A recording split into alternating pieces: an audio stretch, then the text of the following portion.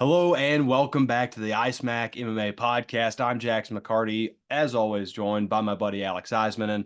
And we hyped up a possible live episode, or not live episode, but in-person episode due to some technical difficulties. We are back on the Zoom, but Alex did come out. We did have a good time. And as always, pleasure to have you here. Yeah, great to see your face again after I did at 5:30 this morning, driving you Yeah, to the airport. after you saw it for 48 consecutive hours. But yeah, no, we at least got to watch a couple of the fights live, which was Yes. nice. Um, Shout out got to Dana for see, making it as hard as possible to do replays. yes, it Um, literally impossible. For anybody who is unaware, if you did not buy UFC 301, you no longer have access to the replays of the fights, at least within a reasonable distance of them ending. Like last check, we looked this morning, and you still cannot watch the replays on ESPN Plus. So Dana, shout out for making it harder for people to follow your sport. That's always a great way to do business. You're kind of you're doing it right, champ. Um, Idiot. But somebody who is actually doing it right, Matt Brown. We're going to start this off with him, not Dana, because we have another piece of Dana news. But Matt Brown takes to social media, announces that he's going to retire. He's transitioning to being a coach, and hopefully, he's just one of them dudes that ends up actually being a really good coach. Because I would love to see him get a little bit more shine post career than maybe he did get to have in his actual in ring career. Yeah, when I think about like Matt Brown and like what he's gonna be remembered as in the UFC. Like the biggest like kind of comparison to me is like Jim Miller. Hmm.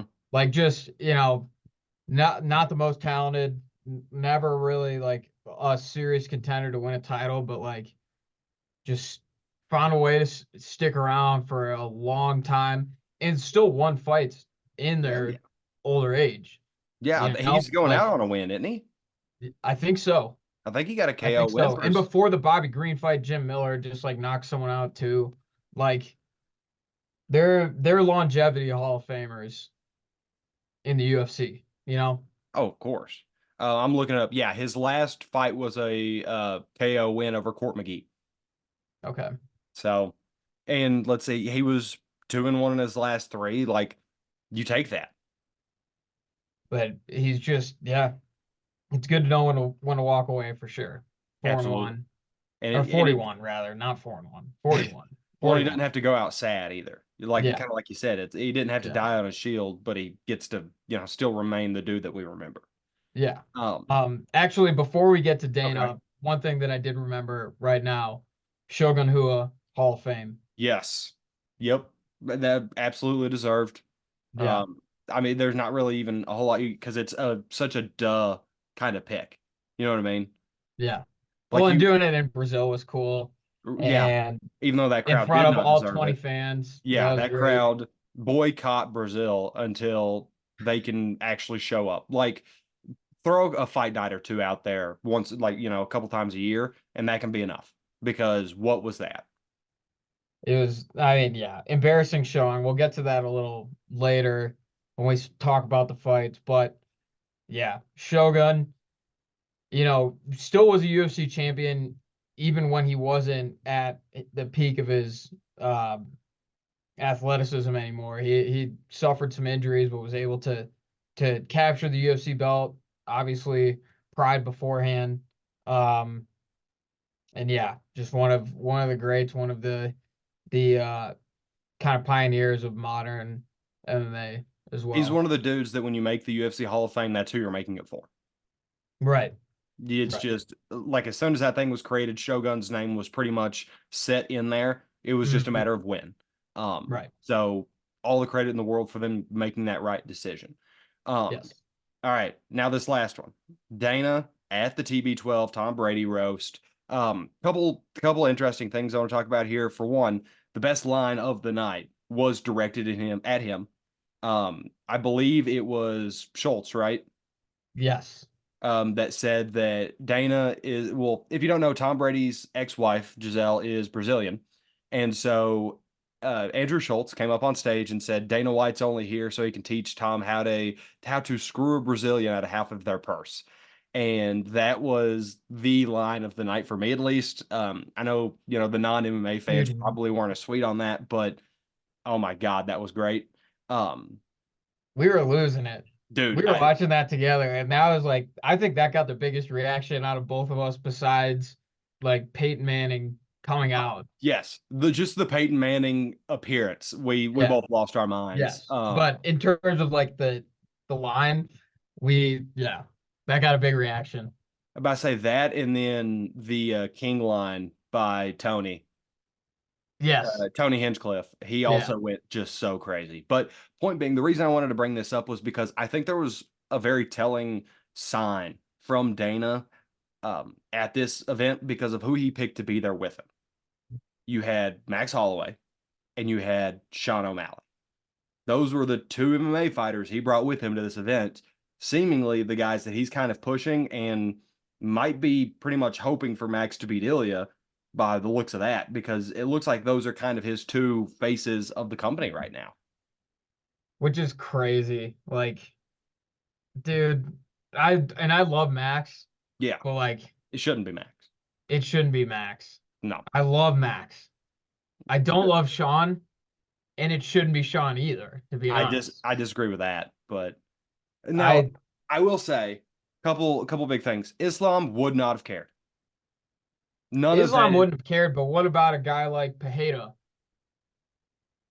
Yeah, but like he also would not have cared, actually. The more I think about that, like you pretty much probably have to stick He with the Americans. fights in Massachusetts I know, but like or Connecticut. What? Somewhere up there. somewhere up there. But Yeah. like I'm trying to think, like the guys that, for one, Sugar, I think was 1B of this situation. I think John Jones, if you can trust him, is 1A. And then I think Sugar's right after, because I mean, you might not love him. He might not be the best fighter in the company, but he is by far the most marketable champion on this roster. And I think it's not even close. Like, again, dude, you don't have to be a I Sugar fan. think I think Alex is more marketable than Sean. I disagree. Like, I think if you saw those two, like, just if you just showed those two people to random, bystanders, I think most of them are picking watching Sean O'Malley just on looks and presentation over Alex. Because Alex is, at this point, he's like a cult legend, Yeah, but like exactly. it's not the wider audience. I think a ton of people are watching that special and being like, who is that guy sitting right there? Yeah, And that's how you generate clicks and buzz. I guess. I But guess. but yeah, Max would not have cracked my top 8 probably up on that list. Yeah. Bring like Rob Whitaker or someone like Yeah, I would have taken Rob Whitaker over Sean, but that's see, that's just not. Rob Whitaker is about to fight for a title in the next year. Sean has a title. I understand that, but Sean doesn't want to defend his title against real people. Can we be perfectly honest? It probably should have been Sean and Colby. Colby, I would have gotten. Sean He's and like, oh Because God. Colby would have like tried to take the mic from Dana and sent a chirp. You know what I mean? Like that's probably why he didn't get invited. But yeah, the Max one was an interesting one, but that could mean that, there's a little bit of steam. Gaethje would have made sense. Gaethje would have been a good one. Dustin would have been Yeah, a good one. Dustin's got his whole hot sauce thing going on too, so it's like, right. I mean, actually, 1A is McGregor, 100%. But yeah, you're right. So I guess Sugar would be 1C. But the whole drugs of it all kind of eliminates 1A and 1B. I feel like actually Mike Chandler would be pretty good too. Yeah, he 'Cause would be a good ambassador, but it's not like they were doing press conferences. Like yeah, but you're trying to plug fight your week. guys. Yeah, trying Yeah, to plug that fight. Like Chandler actually would have been a good one. yeah. Well, and he's already kind of tied into football, being as close to the busing guys as he is. So like, Yeah, would have made sense, but I don't know. I guess he's probably in camp, right? yeah, I guess. I He mean, he probably just grabbed two dudes that were taking it pretty easy. yeah. I don't know. But either way, that appearance, those two fighters being who he chose to come with him, thought it was at least interesting to know. All right, Alex, you want to talk fights? Let's do it. All right, this the main event of this, we both very much kind of shrugged off. What a performance by Steve Erceg. It was. I mean, that was a war, dude. But and that's like, yes, it was an amazing performance from Steve Erceg. I think we knew that he was more deserving of the title shot than his ranking suggested. Yeah, Um, and I still he, thought he was a yeah, fight away, but yeah, he was, um, I mean, maybe a messed up takedown away from winning. yeah. Like round five, like he I could mean, have, he could have won it. now the card suggests that he still wouldn't have because wasn't there 2 4-1s? 1-4-1, 2-3-2s. Okay, so In never the mind. 4-1, yeah, That guy 4-1 wasn't watching. judge needs to get their head examined. But Yeah. But the point being is like I would not be mad if they ran that fight back immediately. I wouldn't either. I think it'll probably be like Albazi next. Yeah. I don't hate getting someone new in there. And Urseg's only been in the promotion for a year. Like he'll fight if he wins his next fight, he will get another one. But immediately, I think it'll probably be Albazi or like Makayev or someone like that. Like, Well, Mikhail better get a fight between then and there because based on that last performance, he'll be waiting a while.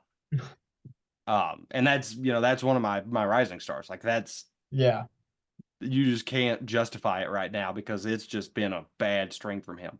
But all the credit in the world to Usyk for stepping up into the lights, and then Pantoja for being able to finish out because he was gushing. that's And what he does. Like, and that's what I was gonna say. Pantoja, like you got to give credit to him because like that dude always like finishes strong. yep. Always, he did it against Brandon Moreno too. Like he did. I mean, Brandon Royval he beat the shit out of, but like to win the title, like he finished strong against Brandon Moreno. He finished strong against Steve Erceg. Like he's a badass dude, man. Like he's a badass dude. So He I is. I and I just think wish he's there was. he's a he's a fun champ too. I think because he's a flyweight, like obviously it's gonna be and people just kind of hate on him because they don't like his fighting style. Um, that he's just a warrior, man. I enjoy watching him fight, I and just I think wish he's a that good his champ. division wasn't already cleared out by him from before when he was a champ. Exactly. Like I hate that his reign is going to be defined by his success before having the belt to begin with. Hopefully maybe he can move up to Bantam or something. I don't know, what's in his future, but get a couple more here. Like you said, probably do the Albazi fight, maybe do Usyk too, and then possibly bump up because that's what 4 title defenses at that point. So Yeah. Yeah. I don't know. I'd like to see Bantamweight's already so stacked. Like I would kind of hate to see him just like leave flyweight, well, maybe it doesn't have to be like a permanent thing, but like we see try it and all the get like a time. double champ status at some point. Yeah. Well, and we see it all the time. Like as soon as like the big fish, as it were, of a weight class leaves, the division gets so much better Yeah. because it levels out so much more. So like if he were to leave flyweight, I think in my mind, I think it gets better, not skill wise, but because it's such a more level playing field. Yeah. But no, we can go ahead and move on to this next one. This is another one we got to see live. Jose Aldo looked way better than he has any right to do. That was such a performance by him, and he turned the clock back quite a few years on that one. And the biggest thing for me was I was just shocked at how fast he was. Yes. He was lightning quick in there, dude.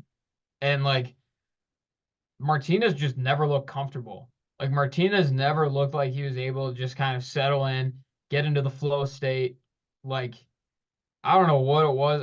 I don't know if it was just Aldo's like if he just stayed on the offensive and had him backing up or his just how quick his strikes were because it looked like Martinez was having some success going low in particular early, and then he just kind of stopped trying to attack that way. And the observation you made while we were watching the fight is he didn't throw any combos either. No, no, dude. It was constantly just ones and never a follow up. Never. It looked like he came in expecting to fight Prime Aldo, and it just so happened that Aldo was a lot closer to that than we thought he was going to be.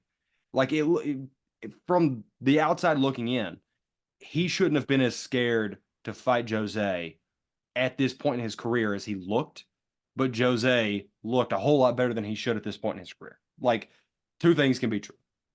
Yeah. I mean, and now you think about Jose Aldo climbing the bantamweight rankings, Yeah, which is just like a wild thought. and he called out Sugar, which ain't gonna happen, but like, it's cool, I guess. Yeah, he'll get someone like, I don't know. I feel like Rob Font's always the guy that you just feed to guys who are working up again. Rob Font's always just there. Yeah, let me pull up Bantam. Um, All right, so Jonathan's 12. So Font, Song, Kyler Phillips. any of those are like, yeah, Yeah, like Cheeto. That could actually be Cheeto, kind of something.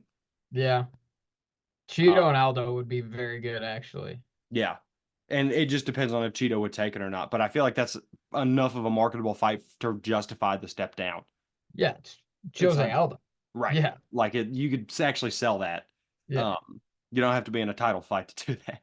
Um, but all right, so now we're into the fights that we did not get to watch live. So we're kind of working on the back foot since again Dana is just running such an awesome business strategy.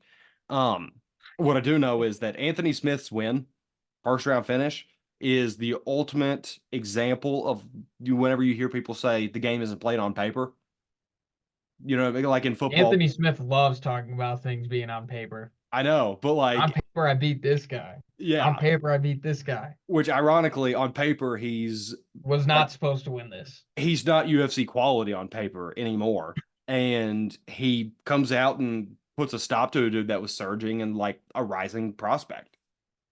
That's just kind of like, I don't know, man. That's just like Anthony Smith his whole career, though. He just like, he just like loses a couple fights. The guy's a lot of losses on his record. Like, Yeah. he has a lot, but he like loses a couple, and then you're like, you know, might have lost it. And he goes in, does that. Yeah. He what he did to Ryan Spann Yep. when that fight ended up happening. It's just like, all right, like Anthony Smith can be good. He's like the light heavyweight Michael Johnson. It's crazy. Well, it also makes you very scared for Vitor Petrino because, like, if the Ryan Spann fight is any indication, your career is about to go rough. You know Yeah. what I mean? Like, it's about to take a real nosedive. So T's and P's to that guy. Hopefully he can rebound, but yeah, did not. We've been saying it all weekend, but did not have that on my bingo card. Nope. Did not have that on my bingo card. But Mm-mm. you know Something what? we something we Anthony did have on the Smith, bingo card. huh? Something we did have on the bingo card. Oh. Michelle getting the duelist out of there. Oh, we were stoked, dude. Less than a minute. We knew that shit was gonna happen, bro. Dude, I mean, that was perfectly set up. Also, awesome that they did Shogun tonight. Yes. Yes. That's a nice little moment. That's a fitting way to commemorate Shogun getting into the Hall of Fame is that mm, That guy getting put to bed. I don't think the that camera was on me in that there are moment. so And I'm many words that I like want to use to describe him, but happy thoughts. Happy thoughts. happy thoughts. The good news Michel is Perez. exactly. I'm thinking about Michel backflipping on him, and then I like feel better. That's Uh, that makes me feel better. and it's got to. I mean, but Michelle is just kind of the king of positive. So like it's all good there. And then this Hasn't lost since moving to middleweight either. no, he's a surging contender at like the good old age of like what 37. He's old. I don't know if he's 37 yet, but he's at least 35. Here, I'll pull it up while you send us into But that next one. yeah, no, Michel, one of the most fun guys in the promotion. I'm glad. Mhm. Michelle is 30. He's 30? He was born in 1993. Oh, well, we got a lot more years of that. I How thought he was on older God's too. green earth? Hold on. There's no way that's right. If he's only 30, then we get a whole lot more of this. I'm going to his Sure Dog right now. 30 years old, October 6th, 1993. Holy dude. Hey, that's good news. I retract this. He might be the next Charlie Olives, dude. And I'd say Could that be. like not ironically. I know. Like, dude, if Michelle's the next Charlie Olives, you will not understand how so happy I'm gonna be. Well, I mean, you will, Dude, but like the general public, like, dude, come on now. we've been there since day one. We have, and we have video proof on it too. We have been there since day one. And When Michelle, Michelle, I think we probably shouted out Michelle within the first 4 episodes of this podcast, yeah, and we've been going what, a year and a half now. yes. So yeah, like we bought our stock early. So Hmm. keep off the wagon. Space is Yep, reserved. yep. And then this last one though, Caio Bahaio won, but no reasonable mind should have had Paul Craig at like plus 400 going into this one. Yeah, and when we made our predictions last week, I had not looked at the betting lines. Like I was No, picking Paul Craig just based on like me watching fights. right. Like I did not know the lines would be that bad. Ultimately, it didn't matter. No. And speaking of, like another guy that we have been kind of hyping up is like obviously last week we kind of dampened it a little bit, but like ever since he was on Contender Series, like we've been saying Kyle is going to be pretty good. Yeah. Like, and last week was more just like he's not exciting, and he's maybe been a little less. He fell a little flat in his most recent ones. Yes, Like there's no shame but in admitting that, but there's that fire that we need. yeah, that's that is out the window now. That Yeah. was the knockout was violent and swift. Dude, and we sat here and watched that on your phone because we were, out doing stuff. But, I mean, God, like that's the kind of stuff we saw in at the DWCS, and we were like, okay, that's what this kid's future could be. It hit a couple road bumps, but like we're back to where we needed to be against by far his best opponent to date. Yeah, yeah, rose to the occasion.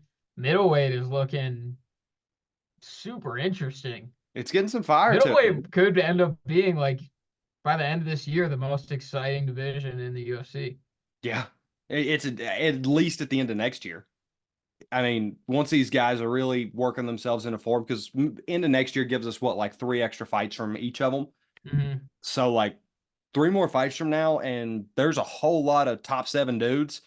There's probably 15 top seven dudes. You know what I mean? Well, and I mean Kamaru possibly moving up. Yep. Like you got Rob, you got. I mean, I don't know if Izzy is gonna come back, but like Izzy moves the needle, He whether you does. like him or not.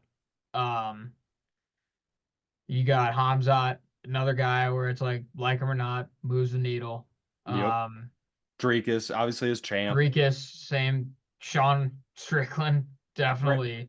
Brendan, Paolo. Yeah, I mean, obviously, Kaio, we've been talking about him. Chris Curtis is always good for something. Like, I don't think he's going to be a top seven dude, but like, he's a good guy to have in a division. yeah. Uh, So like there's a lot to be pumped up about. We didn't even mention Vittori, I don't think. Bo Nickel. Bo, yeah, like keep your eyes open because middleweight's getting full up real quick. Mm-hmm. And see what I'm saying? Like that's another proof in the pudding. As soon as Izzy goes away, we have a couple new champs. We start to get a little bit more evolution within that weight class. Like once the field's level, everything starts to get a whole lot more interesting. Yeah. But okay, this is actually the better card of the last 8 days, or you know what I mean? Like when we hit Sunday of the last 8 days, this will be the better of two cards. Shout out the Caceres Woodson fight. Not really blown away by either, but like it's worth mentioning. We've got Chase Hooper on this card. We've got Yep.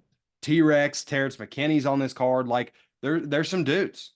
There are. And I mean, like the only thing that like diminishes this card from being like, damn, this is a really good fight night is the main event.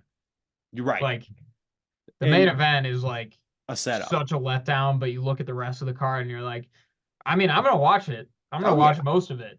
a But then thousand it's percent. just like you're not working up towards anything. No, you're because really your card ends at the Coleman. Yeah.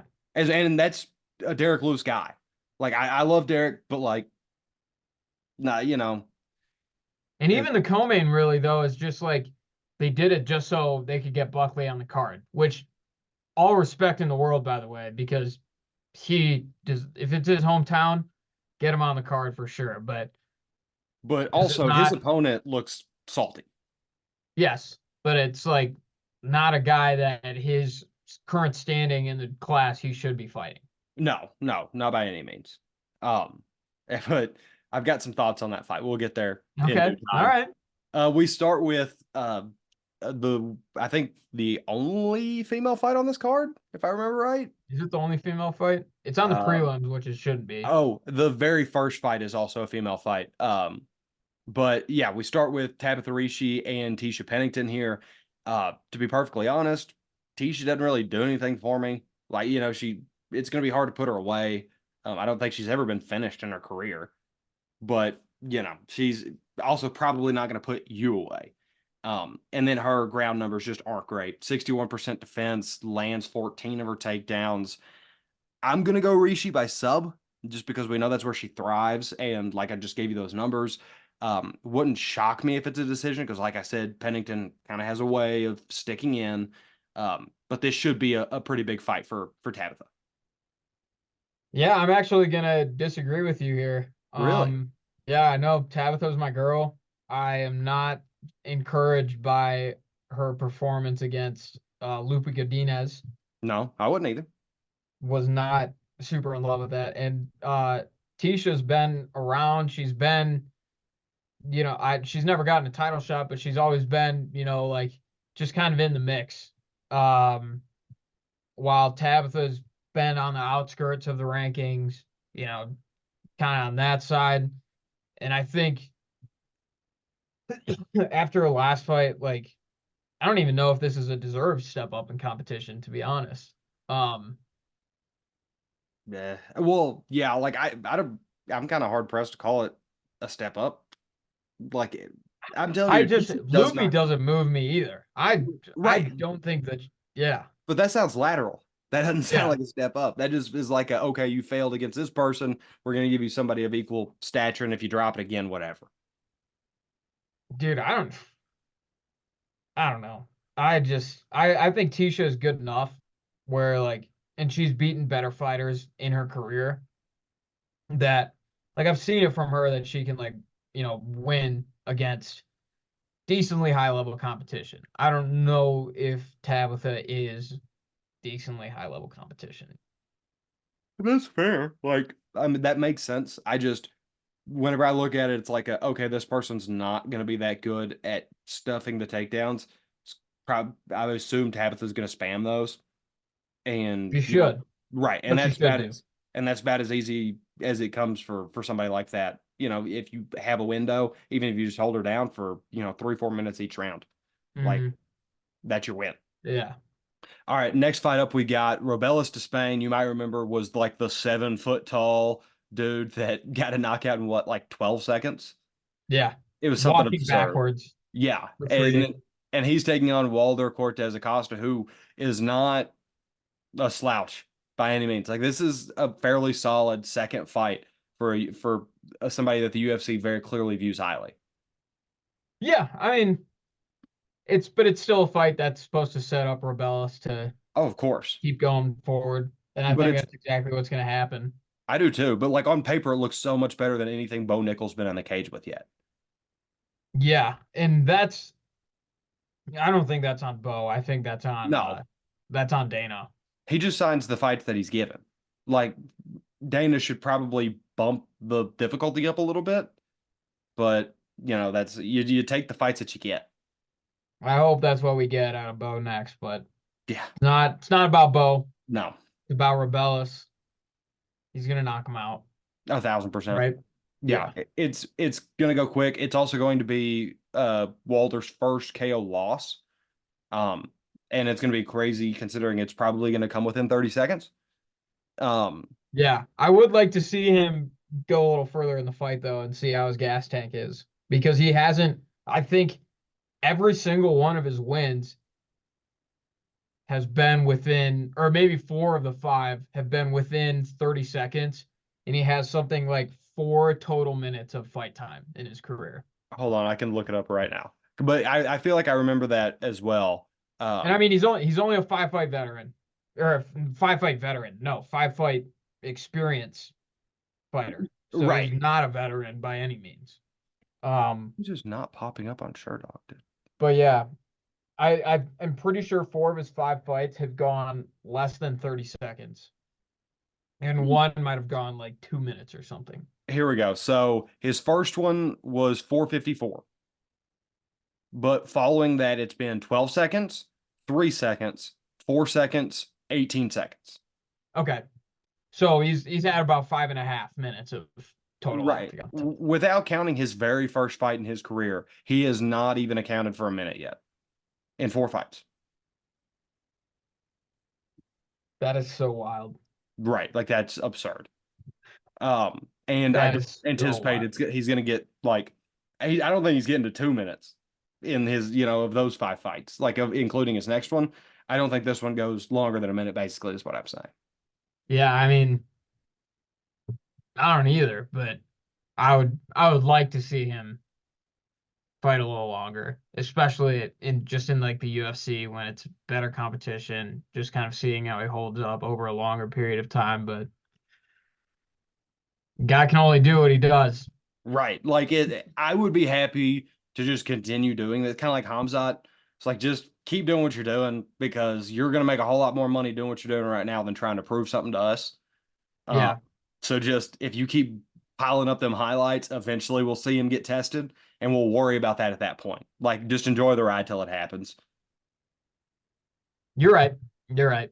I mean, I'll be rooting for him to get a KO regardless. It's not like Oh, I'm gonna be like, oh, like yeah, this yeah. dude Yeah, knocking him out.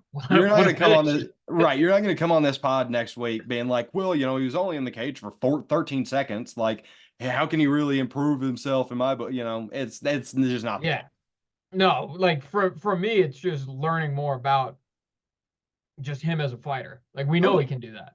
Like Oh, I just totally. want to know more about him. But it's not like I love seeing Charles Oliveira sub people every time he gets into the octagon.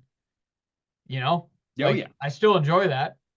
Yeah. It's not like he's showing me anything that we didn't already know about him. Right. But like it's like we learned a lot more from his decisions.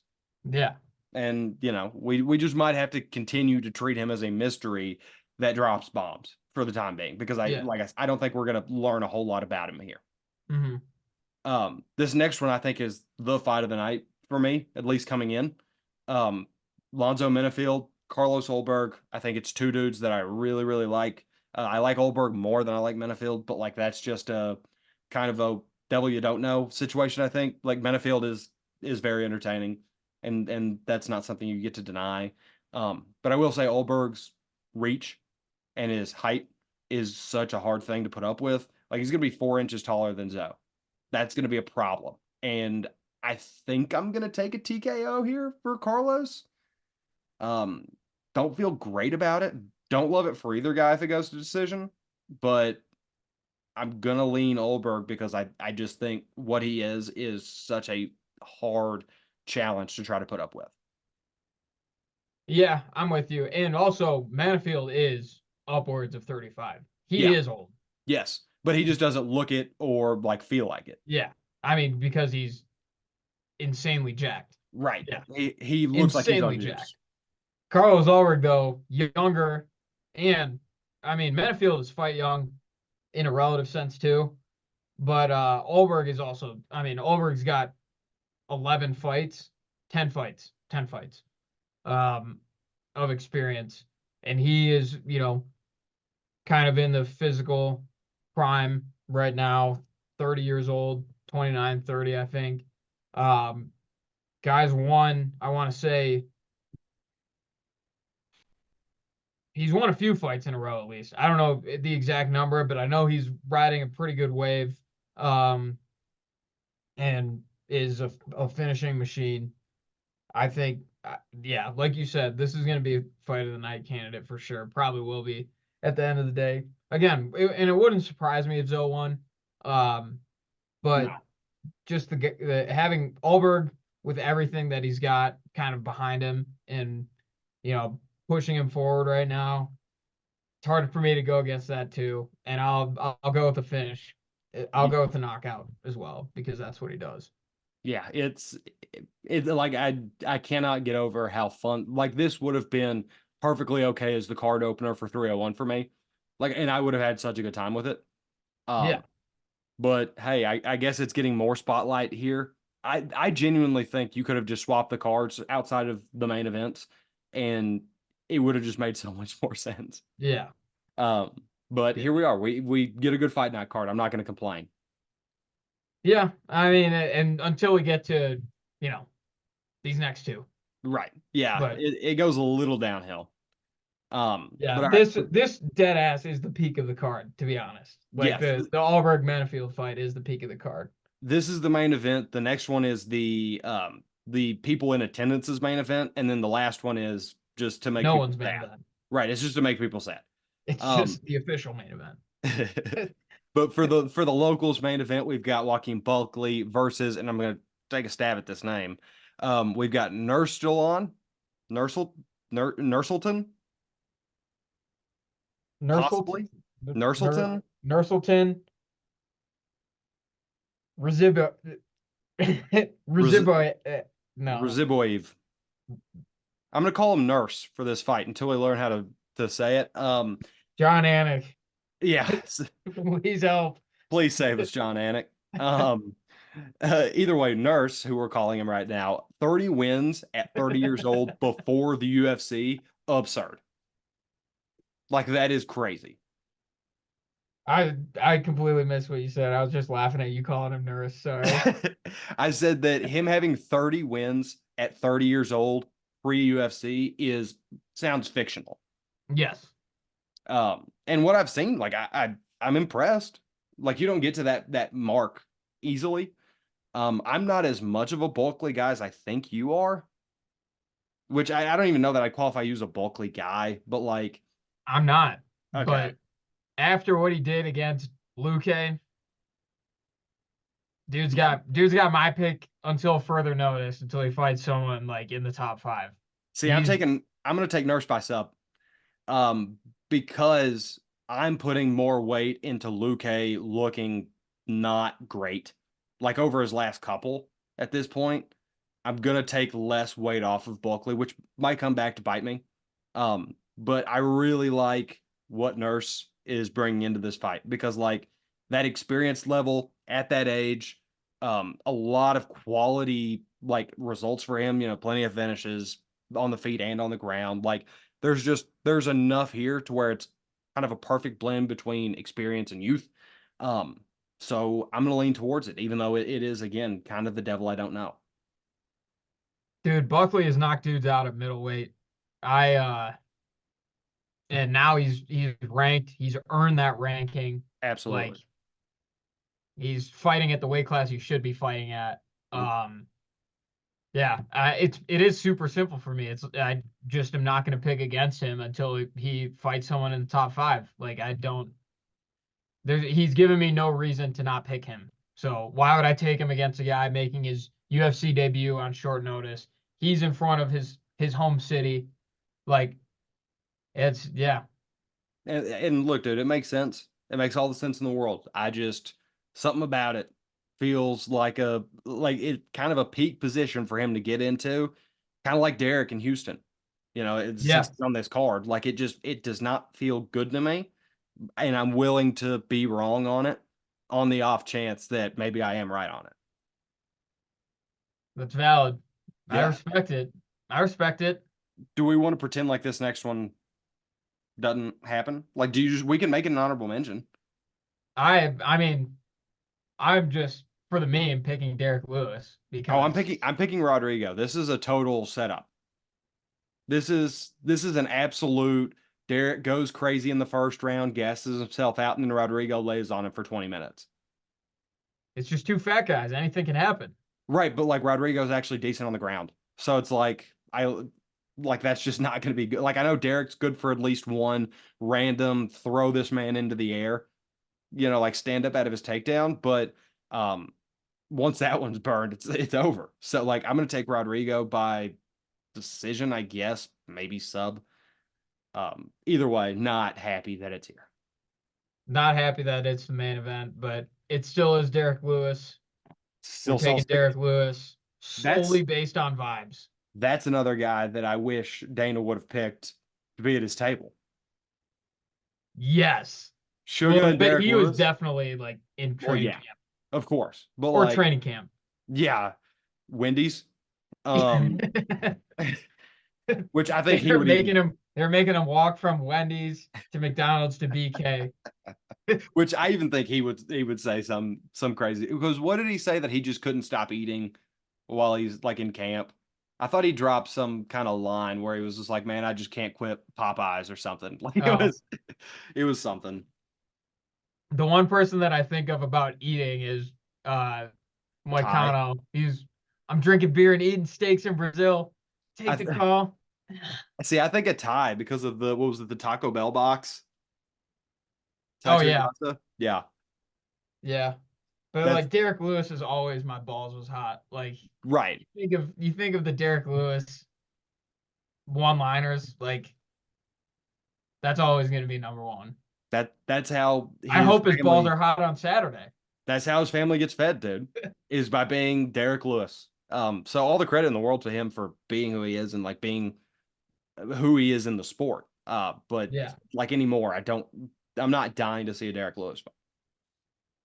Not as a main event.